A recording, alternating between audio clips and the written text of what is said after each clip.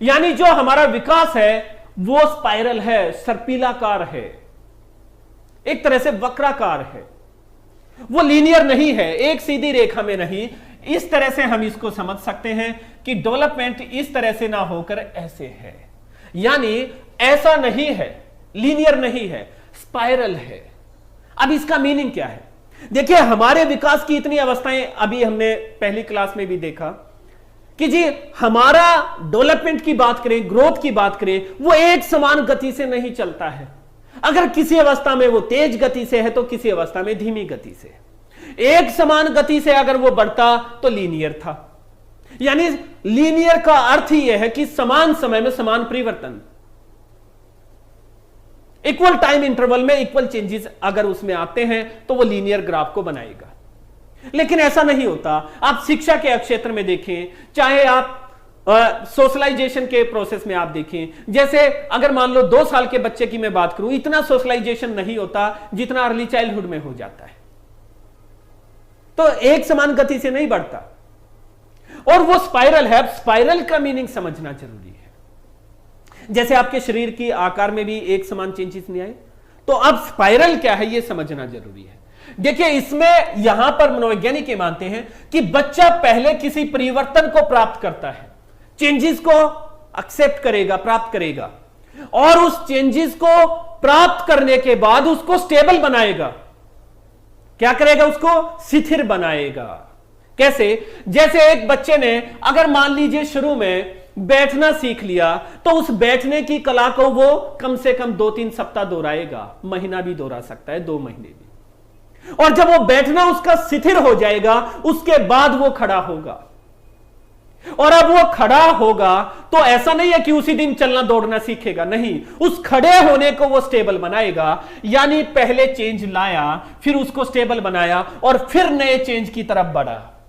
जैसे पहले यहां बैठना, फिर स्टेबल बनाना, फिर खड़ा होना, अब इस खड़े होने को स्टेबल बनाएगा वो, और कुछ सप्ताह महीनों तक वो खड़ा होने वाला व्यवहार करेगा।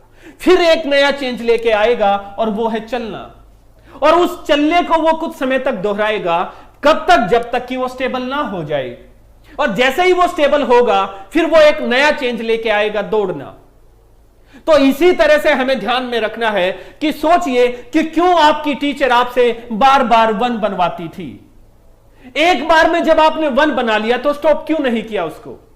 वो इसीलिए बच्चों कि यहां से एक बार चेंजेस तो आए लेकिन उसको स्टेबल करना है। इसीलिए पूरा पेज आपका ए से लिखवाया जाता था, पूरा पेज बी से लिखवाया जाता था। याद होंगे आपको अपने दिन।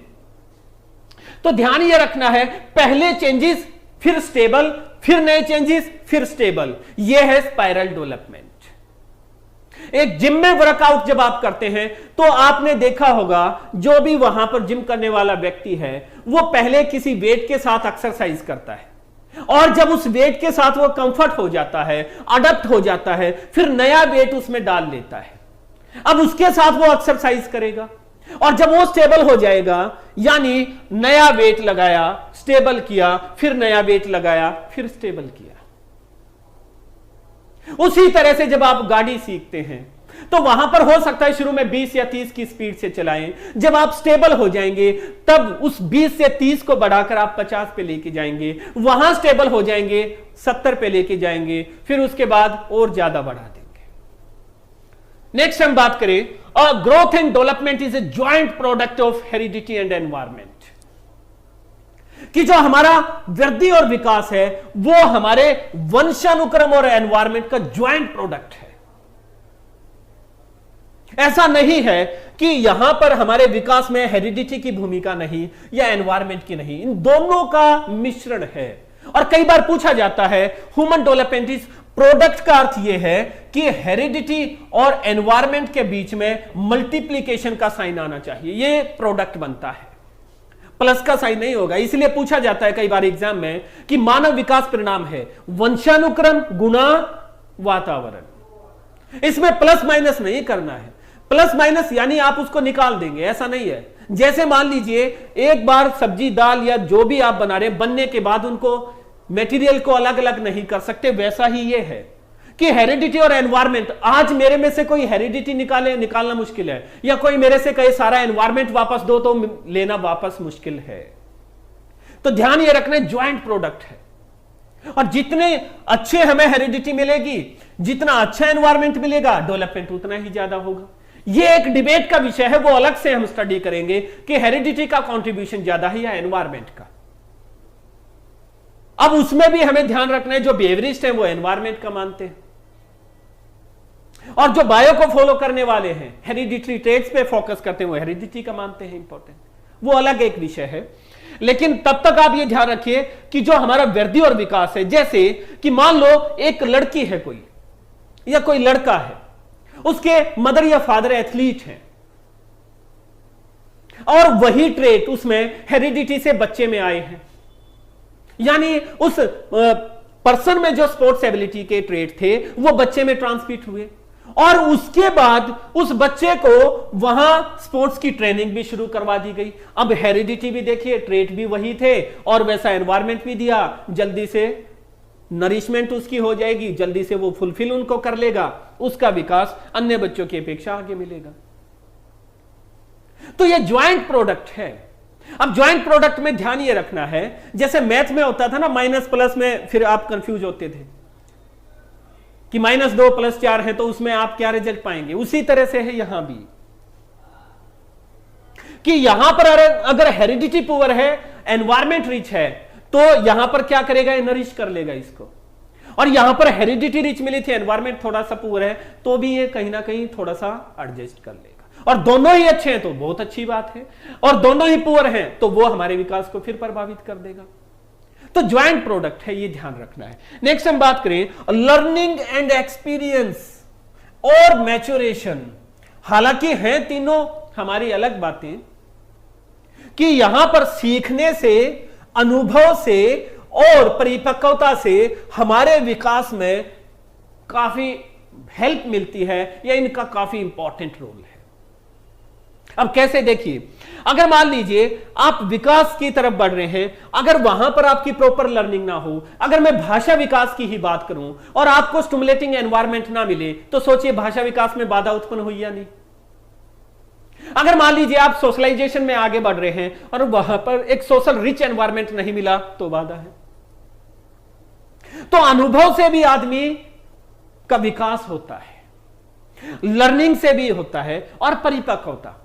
देखिए, परिपक्वता और विकास आपस में गहनता से जुड़े हैं, यानी जब तक मैच्योरेशन नहीं आएगी, डेवलपमेंट होना भी जरूरी नहीं, यानी दिक्कत रहेगी उसमें। जैसे एक व्यक्ति में जब तक वहां एक उचित मैच्योरेशन नहीं होगी, उसका फंक्शनल डेवलपमेंट भी नहीं होगा। ये ग्रोथ और डेवलपमेंट में हमने बात की थी कि हाथ का साइज बढ़ना और फंक्शनल होना, ये दोनों एक दूसरे पर डिपेंड है। अगर मान लो कोई हाथ की ही यहां ठीक से वृद्धि नहीं हुई है, ये ठीक से प्रोपोर्शन में नहीं आया, तो फंक्शनल में दिक्कत रहेगी। इसलिए ध्यान रखना है, उचित मैच्योरेशन होगी तो वहां विकास में भी मदद मिलेगी। तो यहां पर हमने क्या जाना कि डेवलपमेंट स्पाइरल है, लीनियर नहीं है।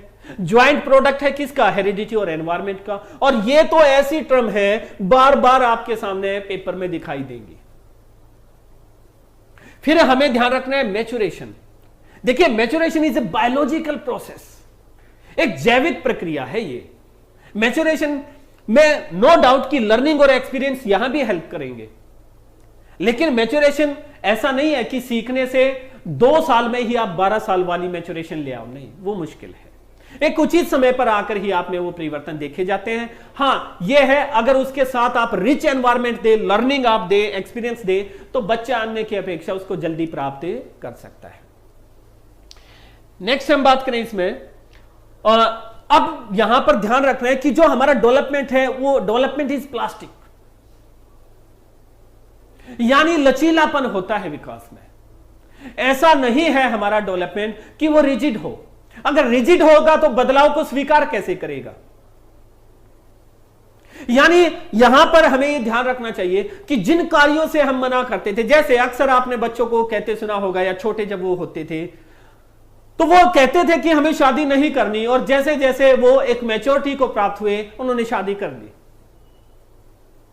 तो ध्यान ये रखना है, डेवलपमेंट क्या है, फ्लेक्सिबल है, प्लास्टिक है, नए परिवर्तनों को शामिल करता है। कैसे? जैसे मान लीजिए जब आप छोटे थे तो आपकी क्या धारणाएं थी लोगों के बारे में, इस चारों तरफ के वातावरण के बारे में, बहुत सारी मिथ्स आपके अंदर थे, भ्रांतियां हमने पाली थी, और धीरे धीरे जैसे जैसे बड़े हुए, लॉजिक हमारे सामने आए, वो भ्रांतियां दूर हुई, और भ्रांतियां दूर हुई तो हमने नए चेंजेस को एक्सेप्ट किया। यही है कि डेवलपमेंट इज प्लास्टिक, लचीलापन रखता है। ऐसा एक उदाहरण और हम देखें, आप सोचिए आज आप घुटनों के बल चलते हैं क्या? जब आप छोटे थे क्रॉलिंग आप करते थे, लेकिन जैसे ही नया चेंज आया, खड़े होके स्टैंडिंग वाला, चलने वाला, आपने वैसे चलना शुरू कर दिया। क्रॉलिंग आज आप नहीं करते क्योंकि आपने नए परिवर्तनों को शामिल कर लिया, और पुरानों को याद है लेकिन उसको अब हम नहीं लाते व्यवहार में। यह है लचीलापन। तो नेक्स्ट हम बात करें इसमें कि भाई डेवलपमेंट की डायरेक्शन की हमने बात की थी कि कौन कौन सी डायरेक्शन हो सकती है डेवलपमेंट में। तो डेवलपमेंट डायरेक्शन की हम बात करें तो एक तो डायरेक्शन है स्पेलोकुडल लॉ या स्पेलोकुडल प्रिंसिपल, और दूसरा है प्रॉक्सिमल डिस्टल डेवलपमेंट। अब इनमें डिफरेंस क्या है देखिए, अगर मान लीजिए बच्चे का हेड टू डाउनवर्ड डेवलपमेंट चलता है, सिर से पैर की ओर, तो उसको बोलते हैं स्पेलोसुडल लॉ। तो स्पेलोकुडल लॉ हमारा सिर से पैर की ओर। अब इसका अर्थ क्या है देखिए, आप छोटे से बच्चे को जब ऑब्जर्व करेंगे, और लास्ट क्लास में हमने बात भी की थी कि बच्चा जब जन्म लेता है तो उसके सिर का आकार बड़ा होता है अन्य बॉडी पार्ट्स की अपेक्षा, 1/4 मानते हैं उसकी बॉडी का, और सबसे पहले सिर का विकास ही होता है। उसके बाद बच्चे में जब डेवलपमेंट में आगे बढ़े हम ग्रोथ में, तो बच्चे में सबसे पहले हेड स्टीडीनेस आएगी, सिर को संभालना सीखेगा, फिर वहां पर वो चेस्ट को उठाना सीखेगा, फिर सीटिंग आएगी उसमें। देखिए अभी पैर उसके इतने मजबूत नहीं है लेकिन वो बैठ सकता है, यानी सिर से धीरे धीरे नीचे की तरफ वो बढ़ रहा है। बैठने के बाद वो क्रॉल करना शुरू करेगा, घुटनों के बल घिसटना। उसके बाद स्टैंडिंग आएगी उसमें। तो देखिए हमारा सिर से पैर की ओर गया या नहीं, यानी डेवलपमेंट। और ये सिर्फ न फिजिकल होता है बल्कि फंक्शनल भी ऐसे ही डेवलप होगा, फंक्शनल चेंजेस भी ऐसे ही चलेंगे सिर से पैर की ओर। दूसरी हम बात करें, development proceed from centre to outward, यानी केंद्र से बाहर। एक तो ये था, अब है केंद्र से बाहर इस तरह से, यानी पहले सेंट्रल नर्वस सिस्टम का डेवलपमेंट होता है। आप सोचिए बच्चे की उंगलियां ज्यादा कुशल होती हैं या शोल्डर? बच्चा उंगलियों को बाद में इस तरह से करना शुरू करता है, कंट्रोल करना, पहले वो शोल्डर को हिलाना सीख लेता है। तो ध्यान ये रखना है, पहले सेंट्रल नर्वस सिस्टम का, फिर शोल्डर का होगा, फिर एल्बो का, फिर रेस्ट का, और फिर फिंगर्स पे जाएगा। यहां फिजिकल मैच्योरेशन भी ऐसे आएगी और फंक्शनल भी ऐसे ही आएगी, यानी कोई भी कार्य है वो हमारा सेंटर टू आउटवर्ड ही सीखेगा।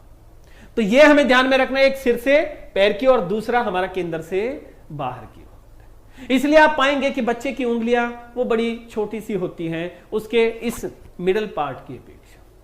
हाथ इतने स्ट्रांग नहीं मिलेंगे आपको, ये वाला पोर्शन ज्यादा मिलेगा, क्योंकि ये नियम ऐसे है।